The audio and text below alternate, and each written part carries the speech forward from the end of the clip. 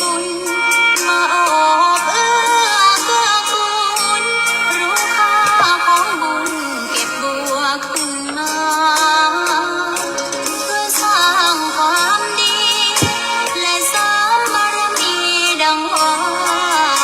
ใช้ดอกบัวนี้บูชาพระสัมมาสัมพุทธ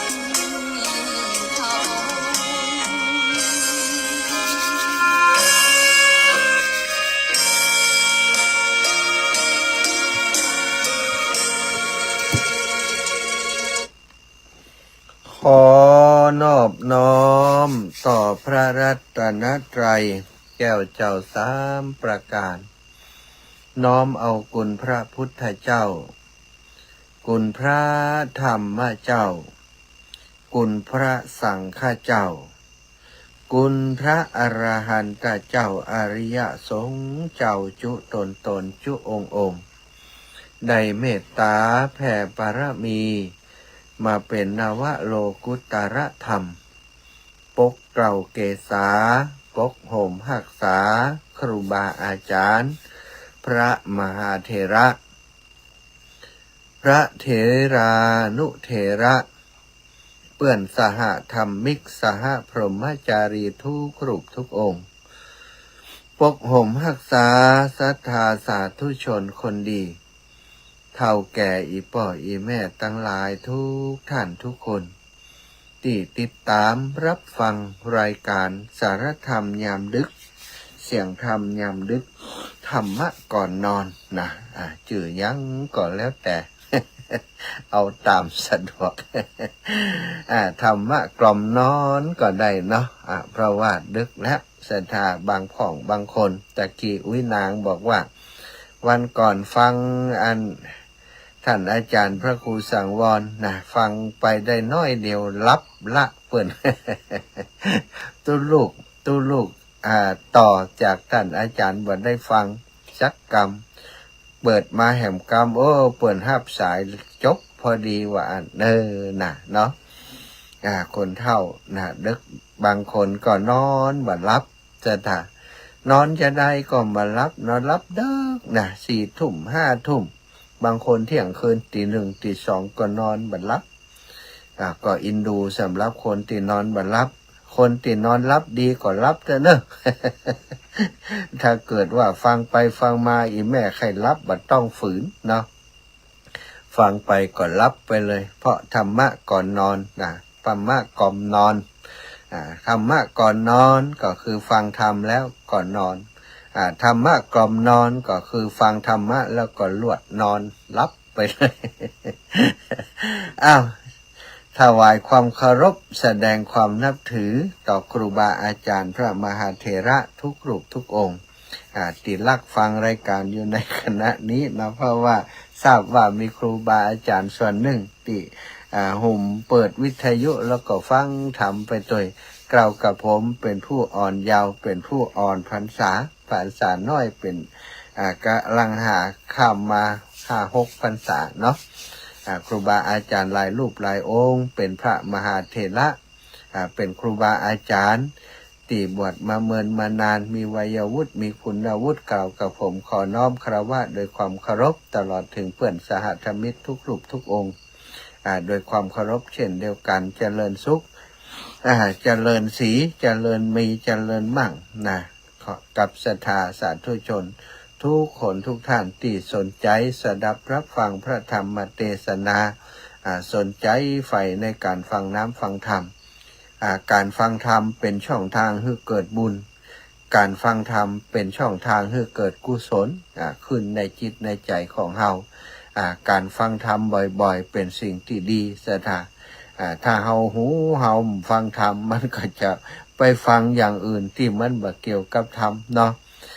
ไปฟังไอ้อย่างที่มันเกิดปัญหาฟังแล้วทุกอกทุกใจฟังข่าวต่างๆมีความรู้ดีกับข่าวต่างๆแต่ว่าข่าวต่างๆส่วนใหญ่ทั่วไปก็เป็นสิ่งที่ประกอบไปด้วยอารมณ์ทำให้เฮามีอารมณ์เศร้าโศกก็ดีโกรธเกลียดก็ดีเนาะหลายอย่างในการฟังข่าวเสพข่าว ต่างๆบางคนฟังข่าวไปแล้วโกรธเกลียดนะคือคนในข่าว มันยังตายเหี้ยหูอิน มันก็มีไป108 ปันอย่างปันประการสถานสิ่งที่ควรระมัดระวังคือการที่เปิดโอกาสให้อารมณ์ของเขาไปเสพสิ่งที่มันจะก่อเกิดให้เป็นความทุกข์ตราบใดที่เฮายังบรรลุอรหันต์ต้องระมัดระวังสิ่งเหล่านี้อยู่ตลอดเวลาเนาะบอกตามตรงว่าปัจจุบันนี้บ่ได้ดูข่าวสารบ่ได้ดูทีวีเลยศรัทธาญาติโยม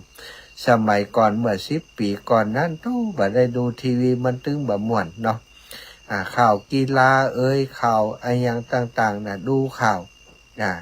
ดูก็ประดับความรู้ได้รู้เรื่องนู่นเรื่องนั่นเรื่องนี้แต่หารู้ไม่ว่าข่าวสารต่างๆที่เฮาได้เสพได้ฟังนี่บางครั้งก็ทำให้เฮามีอารมณ์ไปกับข่าวสารต่างๆนั้นแม้กระทั่งดูกีฬาเป็นคนชอบดูกีฬาเหมือนกันเนาะกีฬาแข่งต่างๆนะแข่งวอลเลย์บอลก็ดีสนุกเกอร์ก็ดีแข่งฟุตบอลก็ดีนี่หุ่มดูกีฬาแต่แปลกเหมือนกันเวลาดูกีฬานี่ท่านท่า เวลาอาตมาดูเชียร์นี่นะมันจังก้านเนี่ย กีฬานั่นก้านเปิ่นเห็นเนี่ยพอเขาก้านก็มีอารมณ์โกรธเขาไปไปถึงไหนแต่อันนะเนาะว่าเปิ่นอย่างนู่นอย่างนี้นะความจริงตัวก็มจะแกว่นอย่างเปิ่นตัวไปแข่งเปิ่นก็ก้านเปิ่นเหมือนกันนะแต่ว่าหารเปิ่นแข่งแล้วรำคาญนะก่ายมวยไทยก็ไตเอี้ย ฟุตบอลไทยจะไปฟุตบอลโลกไปได้ที่ไหนเนี่ยมวยเอี้ยก้านเปิ่นแหมมากนะถ้าเปิ่นก้านก็มักจะมีอารมณ์แบบนั้นสถาในสมัยก่อนบัดเดี๋ยวนี้ก็เลยว่าอินดูเขาบ่พอดีกว่าเพราะพอแล้วกว่าเขาก้าน ความจริงมันเกี่ยวกับเขาเนาะเขาจะแพ้จะชนะนี่มันบ่เกี่ยวกับเขาแต่ว่าส่วนใหญ่เวลาเขาดูล่ะมันก้านก็คือทำให้เขาผิดหวังบ่สมหวังผิดหวังบ่สมหวังไปโกรธไปเกลียดเปิ่นซึ่งเป็นสิ่งที่ถ้าไปแล้วก็ผีบ้านสถานเนาะไปโกรธเปิ่นได้อย่างใดการแข่งขันมันมีแพ้มีชนะเกมกีฬานี่คนที่มาแข่งขันก็เขากล่อมใจว่าบ่ฝึกบ่ฝนอย่างลเปิ่นฝึกฝนอย่างฟุตบอลนี่ใช่ไหมกะเนาะเปิ่นก็เอาเรียกว่าโอนสัญชาติจากต่างประเทศอย่างประเทศวันก่อนที่แข่งกับไทยเนี่ยโอนจากต่างประเทศโอนสัญชาติมาเป็น5-6 คนเพิ่นมีคนของเปิ่นแต่บ่กี่คนนะมันก็มีหลายอย่างนะเกมการกีฬาการแข่งขันแต่เวลาเฮาดูส่วนมากมันก็รุ่นรุ่นคนของเฮารุ่นประเทศของเฮาชาตินิยมนี่ต้องชนะก็ต้องอย่างอันใด เปิ่นไปหู้อย่างเนาะอยู่ตังนอกพอทีวีนี่เด็ดนะย่ำเอาหน่ออีหล่ะมักจะเป็นอย่างอันนี้ดูจากอารมณ์ตัวเก่าเวลาดูข่าวสารต่างๆเป็นเหตุเป็นบ่อเกิดให้นอนบ่หลับบางเตือถ้าฟุตบอลก้านแล้วบ่มน นอนนี่จำได้อยู่ที่มันก้านนี่นะกีฬาประเภทอื่นๆก็เหมือนกันซะดูไปดูมาถ้ากีฬาก้านเนี่ยคนเชียร์โคตรคนเชียร์พอใจถ้านักกีฬาชนะเนี่ยยิ้มเก่งเนาะมันเป็นอย่างนี้นะคนเฮาถ้าเฮาเสพข่าวสารโดยเฉพาะปัจจุบันนี้ข่าวสารอาชญากรรมก็ดีการฆ่ากันการอะไรอย่างต่างๆเนี่ยสัตว์ฟังข่าวแล้วฝ่ายาเสพติดคนติดยามาฆ่าพ่อฆ่าแม่ฆ่าลูกฆ่าเมียข่าวคนสามีภรรยาเลิกลาต่อกันแล้วยังหึงหวงไปหันเปิ่นอยู่กับสามีใหม่ไปหันเปิ่นอยู่กับภรรยาใหม่โคตรเปิ่นเกลียดเปิ่นเอาไปเอามาเป็นเรื่องฆาตกรรมฆ่ากันดูข่าวต่างๆเหล่านี้แล้วมันจิตใจอารมณ์ของคนเฮาที่เฮายังเป็นปุถุชนอยู่มันจะเลือกข้างศรัทธาโดยธรรมชาติของมัน เลือกข้างเลือกข้างคนที่ฆ่าผ่องเลือกข้างคนที่ถูกฆ่าผ่องแต่ส่วนใหญ่จะอินดูคนที่ถูกฆ่าถูกอะไรอย่างต่างๆเนี่ยเราเสพข่าวสารต่างๆนี้สถานโดยเฉพาะช่วงค่ำยามแรงก่อนนอนเนี่ยนะลองไปพอข่าวพอเตอะนะมันบ่ม่วนถ้าดูข่าวแล้วโดยเฉพาะข่าวที่ฆ่ากันฆ่ายิงกันฆ่าข่าวความวุ่นวายต่างๆมีอยู่ครั้งหนึ่งที่ดึกเดิงเกินคืนน่ะเนาะข่าวที่เครื่องบินมันปุ่งโจนตึกตึกไอคอนสแควร์อีกะที่ต่างประเทศตึกที่สูงที่สุดในประเทศอเมริกาแล้วก็เป็นที่ทำงานของ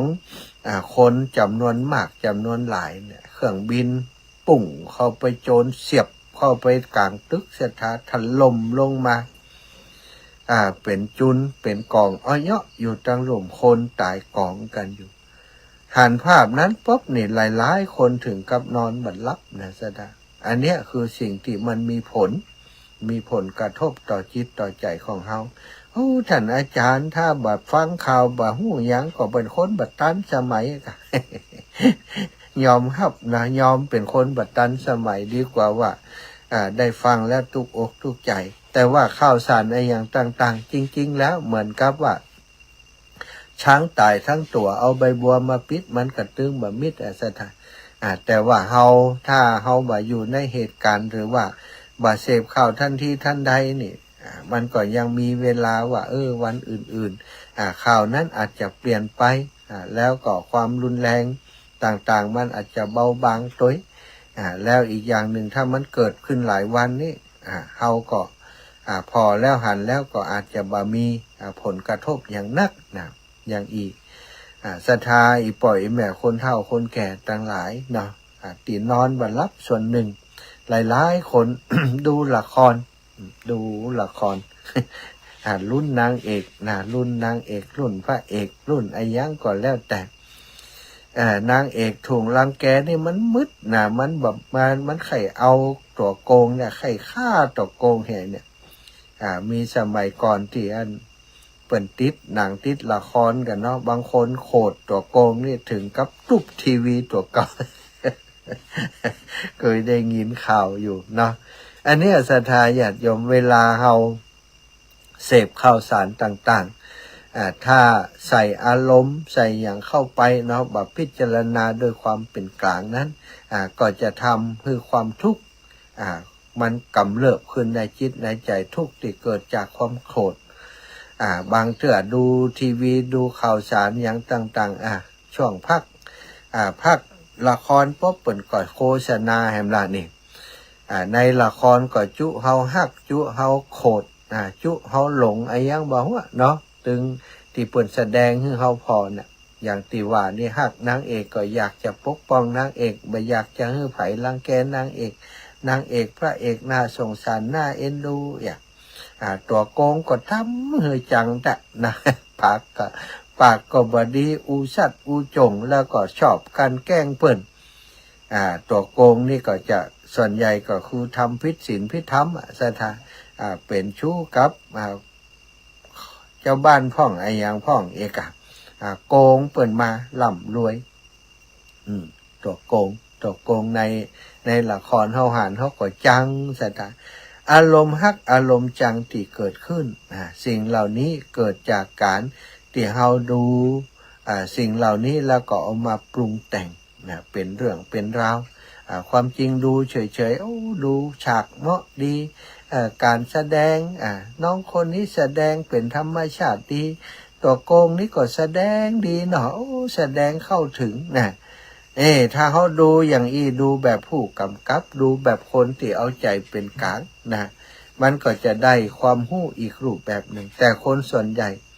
คือดูก็แบบใส่อารมณ์ดูแล้วก็โกรธก็เกลียดละครจบแล้ว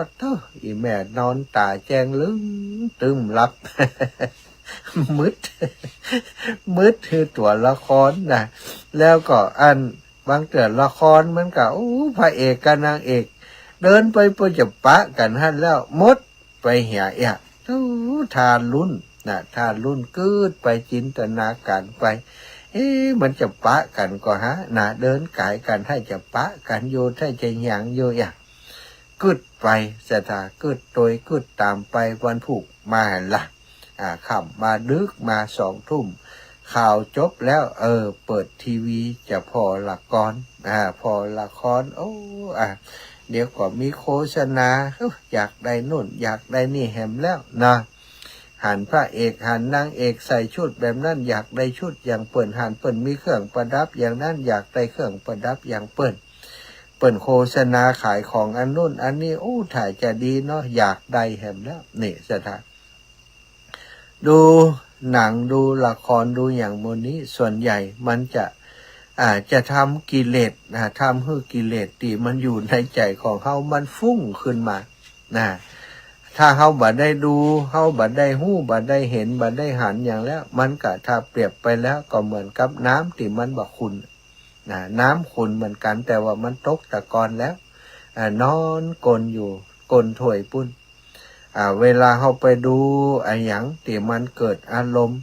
ราคะโทสะโมหะเกิดขึ้นในใจเขาก็เหมือนไปเขย่าแก้วเขย่าแก้วคือจิตใจของเฮาที่มันนอนหนิ่งตกตะกอนสบายอยู่เนี่ยคือมันกระเพื่อมขึ้นมาเป็นสีขุ่นสีมัวสีซกกระปกที่มันอยู่ตั้งก้นนั้นก้นแก้วนั้นก็กระเพื่อมขึ้นมาทำให้หูตาของเฮาบาหันอย่างชัดเจนบาหันชัดเจนเพราะมันจิตใจมันขุ่นเห็นแล้วขุ่นไปโดยราคะความกำนัดขุ่นไปโดยโทสะความโมโหโกรธาขุ่นไปด้วยความโลภความทะเยอทะยานความหลงต่างๆสิ่งเหล่านี้ศรัทธาญาติโยมมีหลายคนที่อุปจากันไปแล้วอีแม่นอนบัดรับเนี่ยยังได้หาท่านอาจารย์ถามไปถามมาส่วนใหญ่มีส่วนหนึ่งที่เปิ้นมักจะเสพข่าวสารดูหนังดูละครอย่างโมนี้บางทีฟังข่าวทางวิทยุที่เป็นข่าวสารข่าวโจรกรรมก็ดีข่าวอาชญากรรมก็ดีก็มีส่วนทำให้ทุกอกทุกใจบ่สบายใจก่อนรับก่อนนอนควรจะฟังข่าวสารที่สบายสถานอีกก็สบายดีเนาะอาจารย์ดูละครละครนี่พอเถอะทุกเรื่องมันตึงชิงลักฮักสวัสดกันหั่นเนาะ ชิงลักฮักสวัสดกันอยู่หั่นพระเอกนางเอกตัวโกงสารพันเรื่องก็เป็นเรื่องชีวิตที่เป็นเอามาแต่งตัวโกงก็หลายนางเอกก็ดีแต่ดีว่าในชีวิตจริงอาจจะบ่ดีอย่างอันหรอกเนาะอาจจะบ่ร้ายถึงขนาดนั้นหรอกในชีวิตจริงหรือว่าอาจจะร้ายกว่านั้นก็เป็นไปได้อยู่นี่ศรัทธาสิ่งเหล่านี้เป็นมูลเหตุหนึ่งที่ทำให้คนเฒ่าคนแก่นอนบัดรับนอนบัดรับแล้วก็อีกอย่างหนึ่งที่อาจจะบ่เกี่ยวกับสิ่งเร้าภายนอกนี่เพิ่นเรียกว่าเป็นสิ่งเร้าภายนอกทำให้อารมณ์ของเฮากระเพื่อมทำให้เฮาโลภเฮาโกรธเฮาหลงในเวลาก่อนจะรับจะนอนอันเป็นสาเหตุหนึ่งที่ทำให้เฮานอนรับยากหรือว่านอนรับบ่ดีนอนรับฝันร้ายก็จะเกิดจากสาเหตุที่เฮาได้ไปเสพข่าวสารหรือว่าดูหนังดูละครที่มันกระตุ้นอารมณ์ของเฮาราคะความกำนัดโทสะความโกรธแล้วก็โมหะความหลงแล้วก็โลภะความโลภต่างๆอาการที่เฮาท่านเจ้าทั้งหลายสนใจใฝ่ในการฟังน้ำฟังธรรม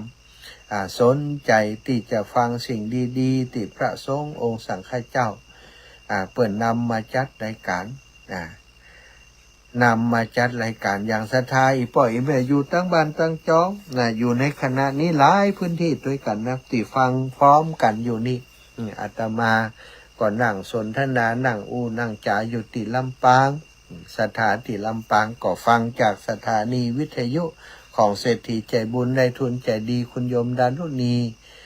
คลื่นที่ลำปางนี่ก็รับจากคุณโยมดารุณีหลายคลื่นทางเมืองปานก็ฟังอยู่นี่เนาะพี่น้องเมืองปานพี่น้องแจ่ซ้อนตะคืนแม่คำนวณดินดำแม่ฉลาดแจ่ซ้อนก็โทรหา ช่วงนี้นี่โยมแม่สายพินบอกค่อยโทรเฮาเฮ้ยวันตรงซ่านนี่ วันตรงซ่านแม่สายพินกัลยาเนาะตั้งก็ฟังเยอะเหมือนกันที่เมืองปานตั้งเกือบจะทุกอำเภอนะสถานช่วงเวลานี้2 ทุ่มถึง4 ทุ่มนี่ซึ่งส่วนใหญ่จะเป็นสถานีที่คุณโยมดารุณีและครอบครัวเป็นมอบกับท่านอาจารย์พระครูอภิวัฒนวิกรมได้มาออกอากาศรายการธรรมะศรัทธาญาติโยมได้รับฟังศรัทธาหลายคนหลายท่านบอกว่าโอ้บักกรอีแม่นี่โอ้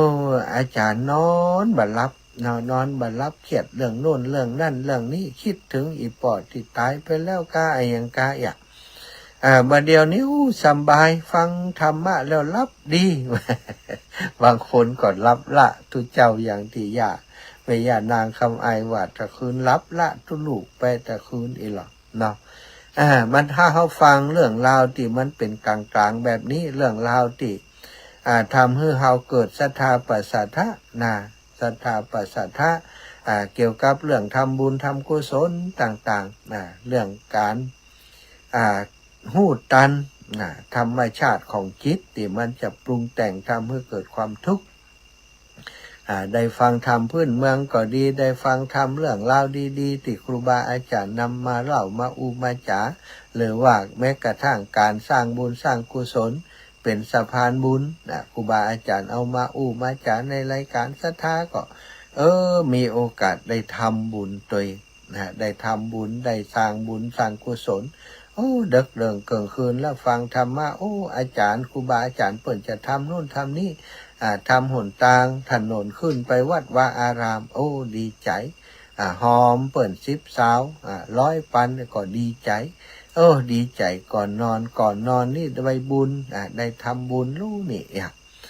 มีความสุขสถานนอนก็ฝันถึงแต่สิ่งที่ดีๆหันดอกไม้หันทิพย์วิมานหันไออย่างที่หันบุญตานที่ตัวเองได้ทำไปนั้นถ้าอย่างนี้นี่มันก็รับดีหน่อยสถาน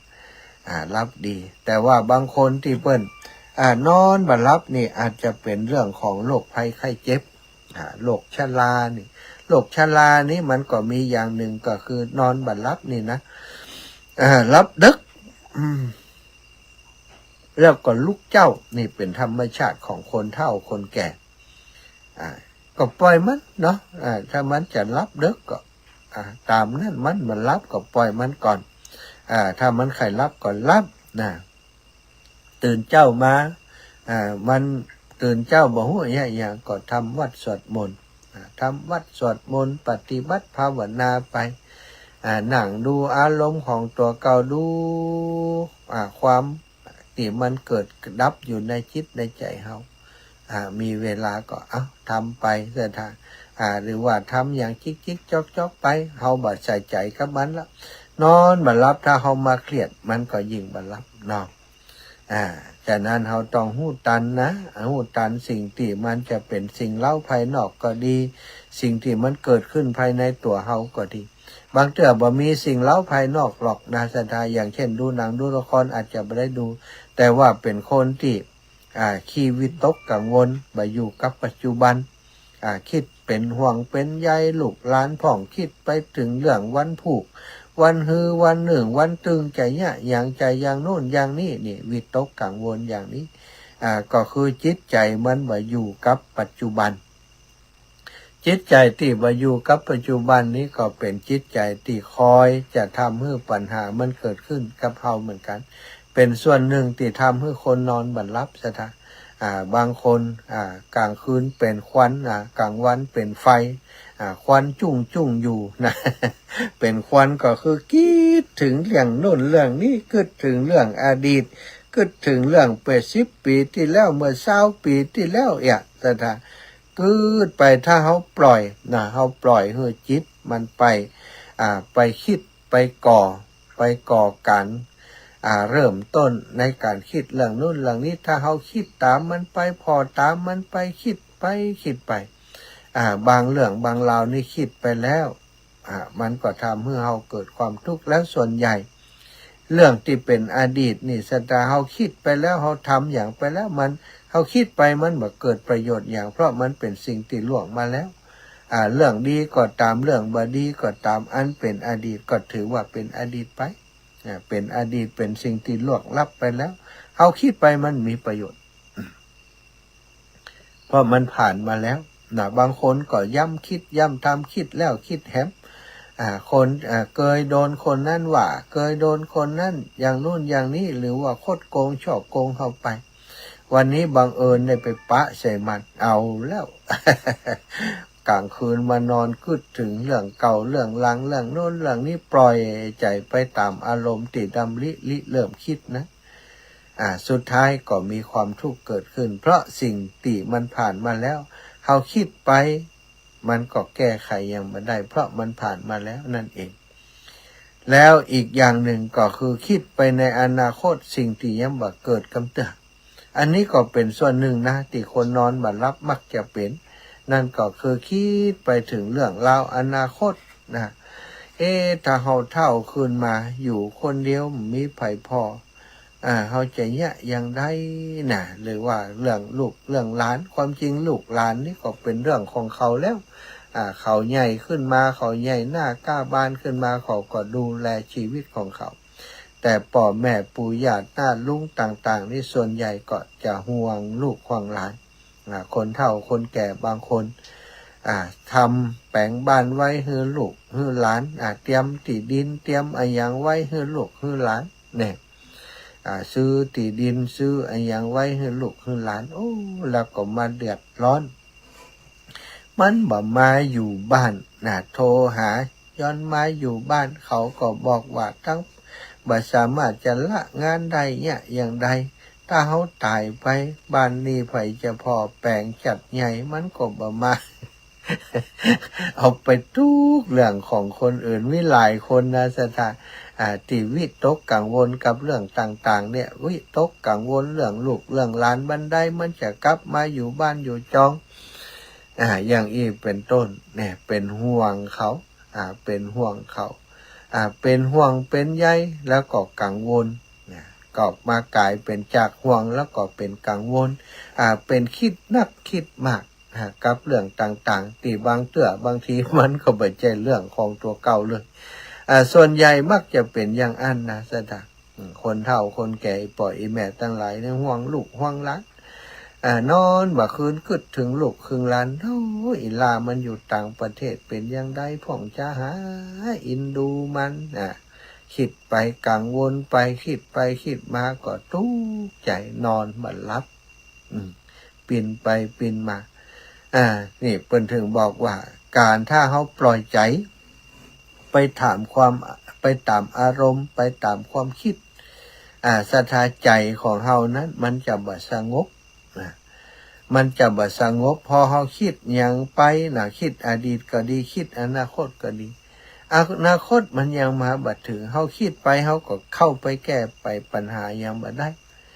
อดีตที่ผ่านไปแล้วก็เหมือนกันเฮาคิดไปมันก็เข้าไปแก้ไขปัญหาอย่างอดีตบ่ได้แต่ว่าสิ่งที่เกิดขึ้นในปัจจุบันนี้ต่างหากที่เฮาจะแก้ไขอย่างต่างๆได้ถ้าเฮานอนบ่หลับมันคิดถึงเรื่องอดีตก็หยุดเหียเฮาบ่คิดมันจะกังวลไปหาอนาคตเฮาก็หยุดเหียบ่ให้มันไปหาอนาคตอาจารย์มันง่ายแต่ก็มันยากแน่นอนถ้าเฮาบ่ฝึกฝนมันก็ยากเพราะอารมณ์ต่างๆที่มันเกิดดับอยู่ในจิตในใจเฮาสารพันอารมณ์ที่มันต่อเนื่องกันถ้าเฮาคิดเรื่องความโกรธมันก็มีความโกรธต่อเนื่องอยู่ในจิตในใจแต่ว่าทุกอารมณ์สถานมันบ่ได้อยู่เมินถ้าเฮารู้จักการฝึกฝนมีสติอยู่กับสิ่งที่กระทำทุกเวลาทุกนาทีตอนนี้นั่งฟังธรรมอยู่มีสติอยู่กับการฟังธรรมบ่วิตกกังวลไปหาอดีตบ่วิตกกังวลบ่คิดหาอดีตบ่เสียดายอดีตที่ผ่านมาบ่ได้กังวลถึงอนาคตที่จะไปตั้งหน้าคิดแต่อยู่ปัจจุบันฟังอยู่มีสติอยู่กับการฟังมีสติอยู่กับลมหายใจอย่างนี้สถานถ้าเฮาบ่ฮื้อ สติของเฮาหรือว่าความคิดของเฮานี่ไปอยู่กับอดีตไปอยู่กับอนาคตเฮาอยู่กับปัจจุบันปัจจุบันเนี่ยอย่างอยู่กับตัวเองมีสติอยู่กับสิ่งที่เป็นปัจจุบันความทุกข์จะเกิดยากแล้วก็จะเป็นคนที่ผ่อนคลายสบายรับได้อิดมาเหนื่อยมากลางวันกลางคืนมาถึงเวลาก็นอนปกติตื่นเช้ามาก็ตื่นปกตินี่คือคนเฒ่าคนแก่จะต้องฝึกเนาะซะท่าเมื่อเฒ่าแล้วก็ต้องรู้จักฝึกแล้วถ้านอนบ่หลับก็ถ้าไปกังวลกับสิ่งต่างๆที่มันทำให้เฮานอนบ่หลับมันก็จะยิ่งนอนบ่หลับธรรมะเอาธรรมะเป็นเปื้อนฟังธรรมะวันนี้ก็คติวันนี้มีคติมีสิ่งที่อู้จากันวันนี้ความจริงอู้เป็นปกิณกะทั่วไปบัดให้อู้เป็นสารธรรมที่เป็นข้อซะท่าอู้ถึงเรื่องคนที่เปิ่นนอนบ่หลับคนเฒ่าคนแก่การเสพข่าวเกณฑ์การฟังข่าวการอย่างต่างๆที่มันทำให้อารมณ์เฮาขุ่นมัวก่อนลดลงไปการดูหนังดูละครต่างๆที่ทำให้ราคะมันความกำนัดมันเกิดขึ้นโทสะมันเกิดขึ้นความโลภมันเกิดขึ้นความหลงมันเกิดขึ้นก็ยุดมันปิดมันถ้าเฮาบ่ปิดมันก็ทำให้ ตัวเฮาเสพสิ่งเหล่านี้มันก็เกิดความทุกข์ความทุกข์มันก็เบียดเบียนจิตใจของเฮาเนาะอันนี้ก็อุจาฮือศรัทธาญาติโยมตีนอนบ่หลับตีนรับดีก็มีปัญหาเนาะธรรมะวันนี้เพื่อคนที่นอนบ่หลับ คือได้รับดีได้ฝันดีคิดถึงบุญถึงกุศลถ้าจะคิดถึงบุญถึงกุศลที่เฮาทำแล้วก็คิดถึงว่าพรุ่งนี้จะทำบุญทำกุศลเรื่องโน้นเรื่องนี้ซะนะคิดเรื่องบุญคิดเรื่องกุศลต่างๆเรื่องการรักษาศีลของเฮาที่กระทำปั่มเปงปฏิบัติมาเมื่อเฮาคิดสิ่งเหล่านี้จิตใจของเฮามันจะผ่อนคลายมันจะสบายแล้วมันก็จะรับฝันดีถ้าไปคิดเรื่องอื่นที่มันแก้ไขบ่ได้กังวลกับเรื่องที่มันบ่เกิดขึ้นนั้นซึ่งสิ่งเหล่านี้มันจะทำให้เฮาเครียดกับอดีตเครียดกับอนาคตที่ยังมาบ่ถึงบางครั้งบางทีมันบ่เป็นอย่างที่เฮาคิดซะถ้าเฮาคิดในกังวลกับสิ่งที่มันบ่เกิดขึ้นนั้นมันเนี่ยยังบ่ได้แล้วก็จริงๆแล้วมันบ่ได้เป็นไปตามที่เฮาคิดบ่คิดดีกว่าฟังธรรมะสบายผ่อนคลายไปสั่งสมยังบุญยังกุศลนึกถึงบุญถึงกุศลที่เฮากระทำปั่มเปงมาวันนี้ได้นึกถึงว่าวันนี้บ่ได้ทำคุณงามความดีบ่ได้สร้างบุญสร้างกุศลเลยวันนี้ได้ผิดศีลข้อนั้นข้อนี้ไปพรุ่งนี้เริ่มต้นใหม่จะปฏิบัติให้ดีก็นอนรับไปพรุ่งนี้เช้ามาก็ปฏิบัติตัวที่เคยผิดศีลข้อนั้นข้อนี้รักษาให้ดีไปถึงยามคืนแห่งวันหนึ่งนึกถึงศีลที่ตัวเองรักษาดีใจวันนี้บ่ได้ผิดศีลวันนี้ได้มีโอกาสสร้างกองบุญกองกุศลให้ได้ให้ทานวันนี้ได้ช่วยเหลือสังคมก็จะมีความสุขแล้วความสุขเหล่านี้จะทำให้เรารับฝันดีทำให้เรามีความสุขในชีวิตปัจจุบันศรัทธาญาติโยมอุไปอุมาแงะพอเวลา20:45 นาทีก็จะปั่นเวลาให้ศรัทธาอีแม่อีปอบพี่น้องต่างเมืองน่านพี่น้องต่างเชียงใหม่ต่างเชียงไฮ้พี่น้องต่างแม่สายรับแล้วกะนะแม่อนุพี่น้องแม่อำพรแสบูรับแล้วกะเนาะแม่ย่าอาลีพันธ์ลูกสาวกลับมาถึงแล้วยังเนาะแม่ย่าอาลีพันธ์ศรีวิริยะไม่ฟังตลอดเนอะพี่น้องตั้งบวกค้างสันกำแพงแม่ละไม้อาตมาได้นำผ้าแม่ไปถวายครูบาอาจารย์แล้วเนอะท่านอาจารย์พระมหานพดลสุวรรณเมธีวัดบรรพตสถิตเนาะอีแม่เปิ่นฝากผ้ามาเป็นผ้าคลุมไหล่สีกลักเนาะ ขอบคุณโยมแม่แล้วก็แม่พวงทองวันนั้นแม่แม่ให้อย่างก็ลืมไปแล้ว บวนลันเองกะแม่เป็นบวกข้างเหมือนกันเนาะศรัทธาฝากงานไว้หน่อยเนาะวันที่1 เดือนธันวาเนอะวัดทรายมูลของหลวงพ่อใหญ่วัดทรายมูลรู้สึกว่าจะเป็นวันเกิดเปิ้นนะเปิ้นนิมนต์มาเหมือนกันแล้วก็วันที่26นี้สถาบันธรรมาภิวัตน์ท่านอาจารย์สาธิตเนอะศรัทธาใครสะดวกที่ไหนไปร่วมบุญร่วมกุศลด้วยกันเจริญพรแม่สมบูรณ์มันขาตัวลูกหนาวมาลูกหนาวแม่ฝนตกหันก็ฝนตกอยู่อย่างต่อเนื่องตอนนี้หยุดไปแล้วจับฝนทันทีนะสาธุเจ้าปุญรักษาเด้อทั้งเสียงสีแฮปเป็นน้อยแล้วนะเจ้าสาธุเจ้าแม่กับเธอจะได้ไหมฮะธรรมดามันเปลี่ยนอากาศธรรมดาอากาศมันเปลี่ยนเนอะสาธุเนอะสาธุป่อน้อยสมเพชพี่น้องภูเวียงป่อน้อยสมเพชจ้าทุกคนดอกลำบากครับตกไก่ป่อพุ่นหรอทุกหมดวันแน่นั่นกะเหมือนกันหมดวันเอาไหนมาแต่ว่าหมูอินดูเปิ่นเกี่ยวเข้าเนี่ยนะเนาะบ่ฮู้เรื่องแต่หน้าฝนนี่นะ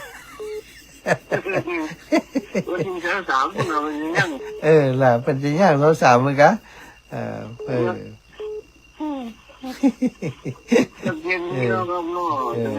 สาธุปอสบายดีนะบุญรักษาปอน้อยสมเพชรภูเพียงไข่แหมแม่สีแพรมาแหมแล้วแม่สีแพรเจริญพรแม่สีแพรพี่พา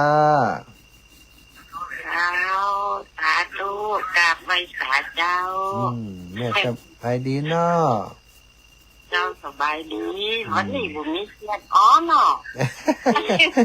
เขียดกุเจ็กกะคืนเขียดกะเขียดแหละ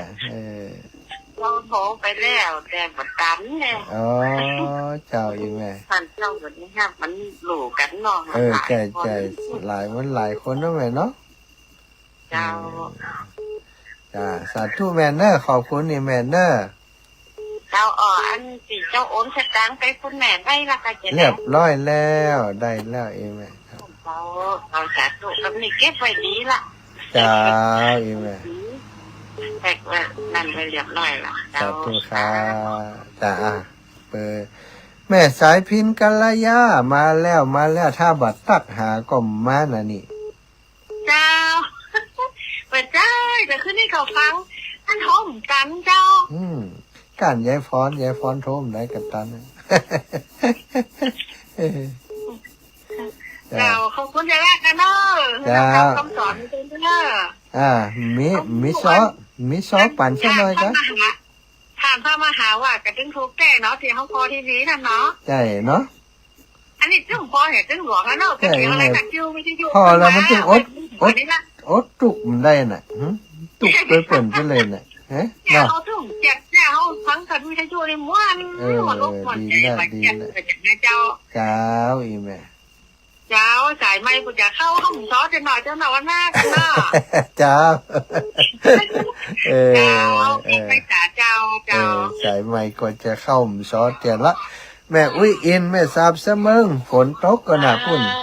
แต่โน่นเสมอนี่มีไฟขึ้นเตือนหานอนจังหมดละ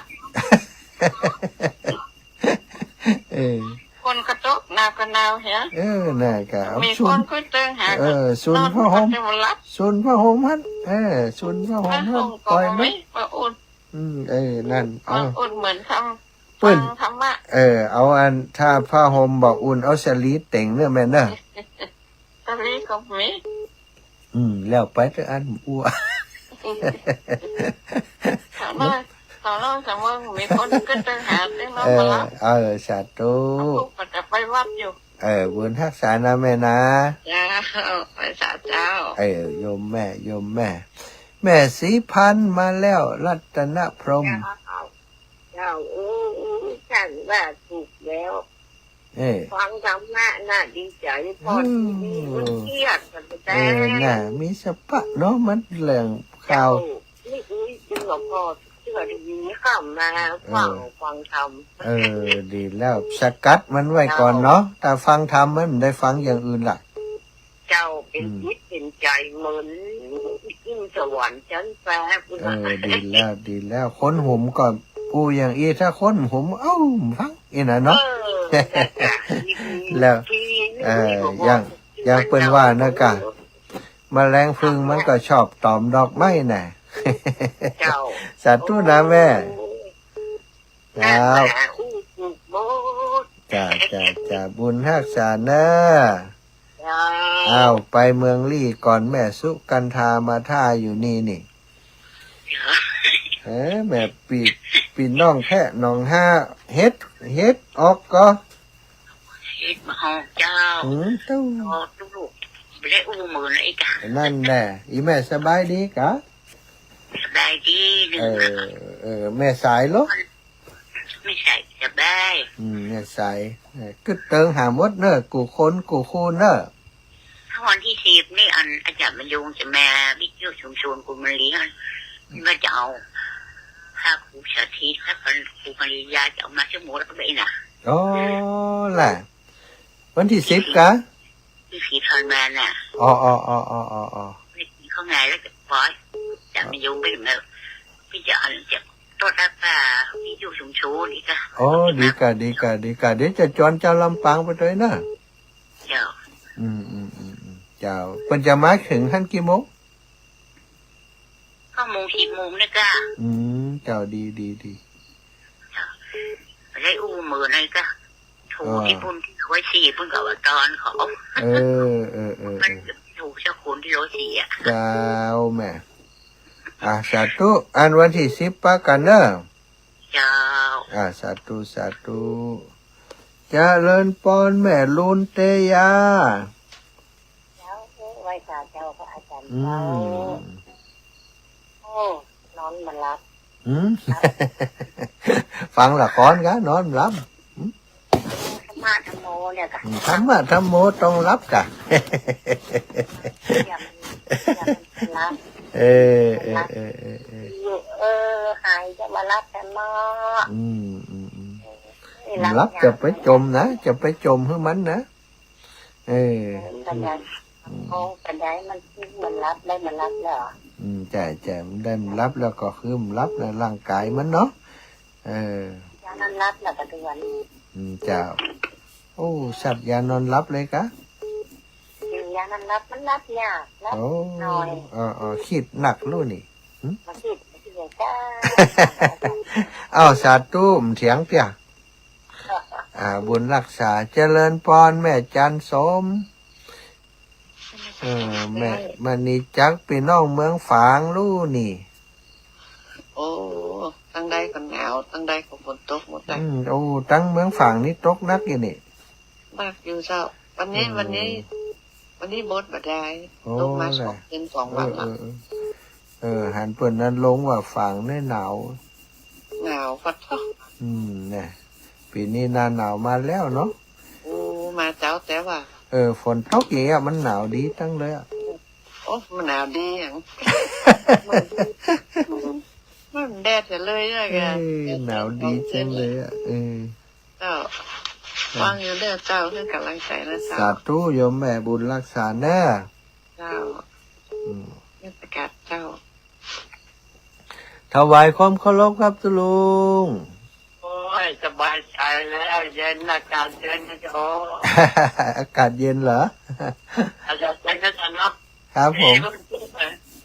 มา48โอ้โหปีนั้นทั้งวันทั้งคืน จ้า ร้อนเลยสีผืนเนี่ยอาจารย์ สีผืนสมัยก่อนเนี่ยผ้าห่มอ่ะวันนี้ไม่ขนาดนั้นมั้ง มันไม่เท่าไหร่เนี่ยมันไม่ได้ครึ่งละ ไม่ได้ครึ่งเนาะ48ที่มาปีแรกเลย ปีแรกนี่หนาวมากเลยเหรอ หนาวมากครับอาจารย์อยู่กลาง กลางวันนี้ยังใช้ผ้าห่มอยู่ ไม่มีแดดอาจารย์ อ๋อครับ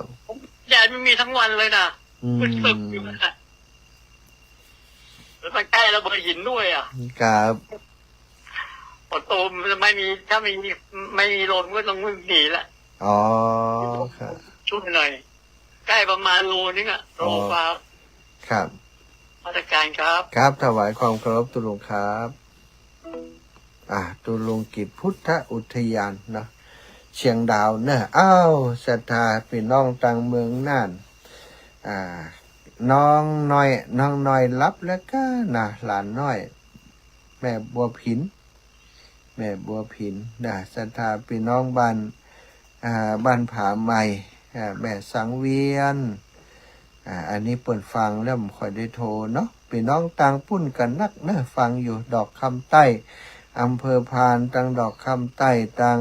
อำเภอจุนเคยไปแอวเปิ้นว่าโอ้ตังเพศฟังกันนักอาจารย์แต่เปิ้นบ่ค่อยโทรบ่ได้ก็บ่เป็นอย่างนะฟังกันไปโทรก็ดีจะได้ฮู้บ่โทรก็ไม่เป็นไร เอาตามสะดวกใจศรัทธาว่าก็ขอบคุณสำหรับค่ำคืนวันนี้เนอะอาตมาเข้ารายการ1 ชั่วโมงก็เดียวชั่วโมงต่อไปนี่ท่านอาจารย์พระครูสิริธรรมบัณฑิตจะเข้ารายการเนอะศรัทธาญาติโยมติดตามรับฟังกันต่อไปเนาะแม่ฉลาดแจ้ซ้อน พ่อจ๋าท่านมหาเจ้า เจ้าแม่ฉลาด มันผิดสิบในวัดพัฒยังไงก็ อย่างก็แม่อาจารย์พระครูเปิ้นว่าจะไปตานพระป่าที่วิทยุชุมชนคนเมืองลี่แม่ อ๋อเดี๋ยวเจ๊สอนให้มันนี้เกิดได้เนาะ ไก่อะละอยู่เนาะเจ้า ไก่ก็เจ้า เจ้าสัตว์ตู้แม่นเด้อไม่เป็นไร จ้าสาธุจ้า ตักหาแม่บัวผินมาแล้วเนี่ย เจ้า หมาน้อย พี่สายเจ้า หมาตัวน้อยสัตว์ตู้จ้า จ้า คิดถึงหมาน้อยคิด มารักมาน้อยเจ้า เดี๋ยวฟังแล้วรับเห็นนะลูกละฟังแล้วรับเห็นเด้อ ไว้คืนนะไว้แล้วก็จี้หัวจักเหี้ยนะ กึดเติงหา เดี๋ยวหลวงปู่จะไปหาล้านเด้อ เจ้าวันนี้มีน้องมาเจ้า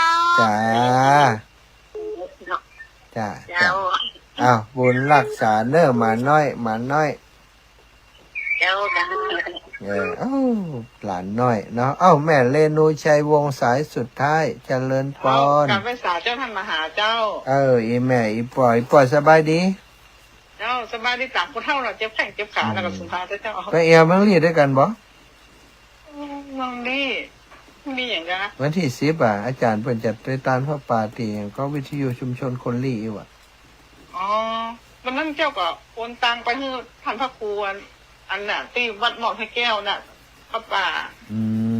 เจ้าอันนี้ก็ไปรวมตานก็เปิ่นอยู่แม่ได้แสนปลายอยู่ ได้แสนตายอยู่กับเจ้าอีแม่ได้สร้างถนนขึ้นวัดเนาะ แล้วปีนี้วัดป่าทางเจริญต้นจัดกับเจ้าวันที่11ถ้าจะจัดอยู่แต่วันที่10เพิ่นจะไปปุ่นเองเนาะเฮายังบ่ได้เช็คข่าวตัวนั้นแม่เด้อเดี๋ยว11นี่มันแน่ใจตัวนะเจ้าเดี๋ยวจะถามทุลุงถามอาจารย์ก่อนเจ้าสบายเป็นกำลังใจให้ท่านมหาแล้วเจ้าสาธุค่ะแม่จ้าเราได้โทรมาได้เจ้าสาธุเจ้ากับไว้สาเจ้าเอาละศรัทธาญาติโยมเวลาหมดเวลาเนอะขอนำรายการจากลาไปด้วยเวลาเพียงเท่านี้ศรัทธาติดตามต่อนะท่านอาจารย์พระครูสิริธรรมบัณฑิตจะเข้ารายการต่ออยู่เนอะเพิ่นจะเข้ารายการต่อ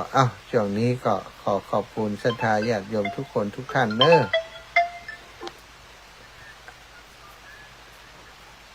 แล้วเจว่าได้ครับ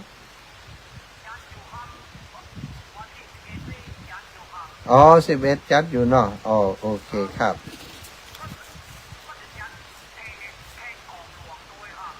ดีกะมาได้ติดตามเพิ่นเนาะเดี๋ยวดีละดี